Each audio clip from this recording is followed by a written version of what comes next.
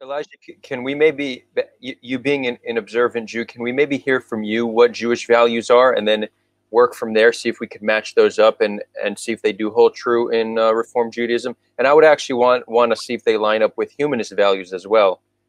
Kind of look at this across the board. Good question. I mean, like, I suppose, like, community, like just the small community around you and being associated with it, and just being a very big member of your own, like, sort of homogeneous community, I suppose. I suppose just liking people who just like are like you, I guess. I mean, just having this bond with other Jews, having this bond with Jews that are like you. One other thing would probably be, would honestly probably be just like this tradition of conservatism, I guess, like hardline conservatism, I guess, because I think that's a fundamentally Jewish value as a tradition that's ancient. What else? I think things like that are what makes community Jewish. Just like its commitment to the ethnic parts of Judaism, its commitment to the religious parts of Judaism, its like reveredness of like Torah scholars, its reveredness of like the Torah, its reveredness to things like this. I mean, in Israel, the definition of what it means to be Jewish, at least non-religiously, ethnically, is being expanded in a way which I really very much like. And I'd also say that that's a very important, almost slightly different understanding of Judaism, how it is in Israel. But sort of like that's at least the values that I hold to religious Judaism, to secular and Orthodox Judaism, which I'll say actually like have a bit more in common than Reform Judaism. I'd say it's just like ethnic community, like just like feeling at home with people that are like you. And real quick, just one more question. So, Elijah, would you also say that belief in the theology, though, is equally, if not more important than the values, right? Yeah. Or they're inseparable? I think they're kind of inseparable, but I'll say that ultimately, if I had to pick one, it'd obviously be the Torah.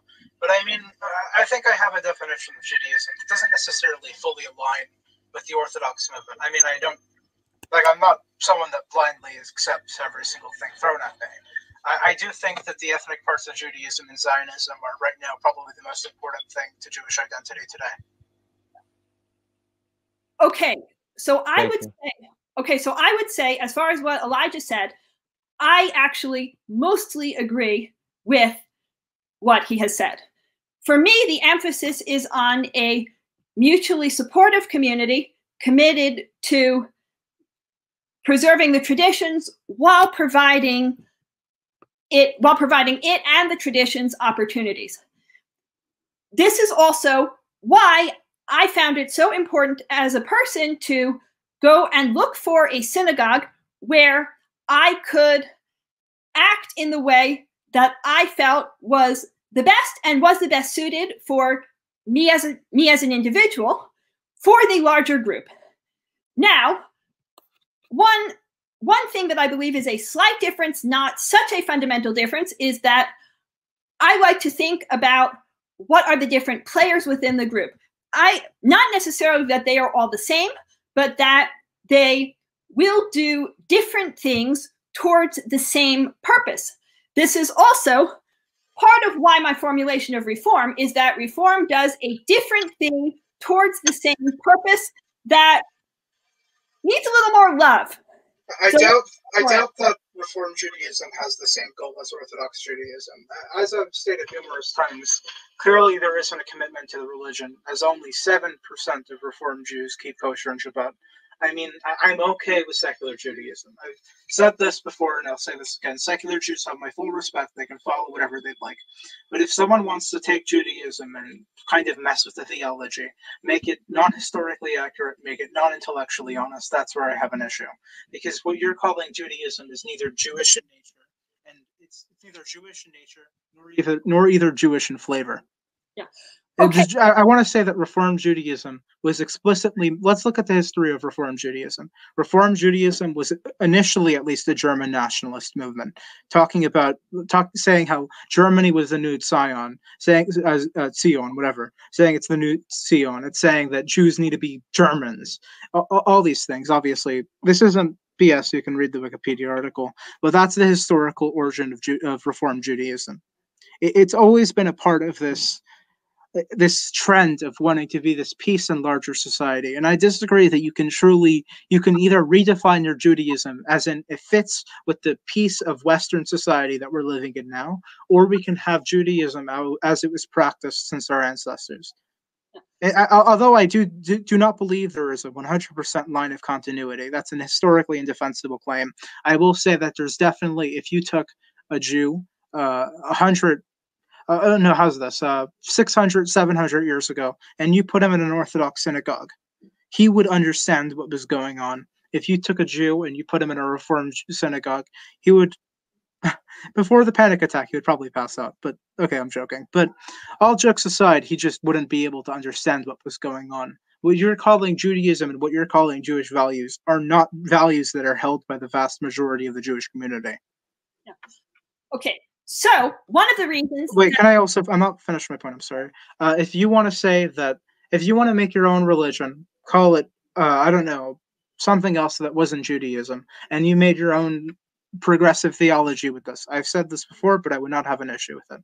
But if you want to call something Judaism, misrepresent it, give it a whole new flavor of theology, like pretty much blatantly stolen from like Enlightenment philosophy, then I don't think you can, in full intellectual honesty, call that Judaism. Because what you're trying to do now, at least in my understanding, is try to redefine Judaism in terms of other evangelical, for the most part, other evangelical religions, like Islam or Christianity, when really it's nothing like that.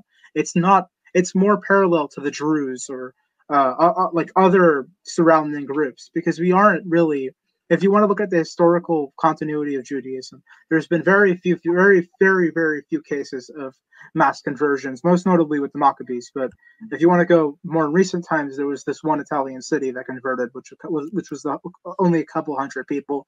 But for the most part, there's been no wide-scale conversion like what you're suggesting.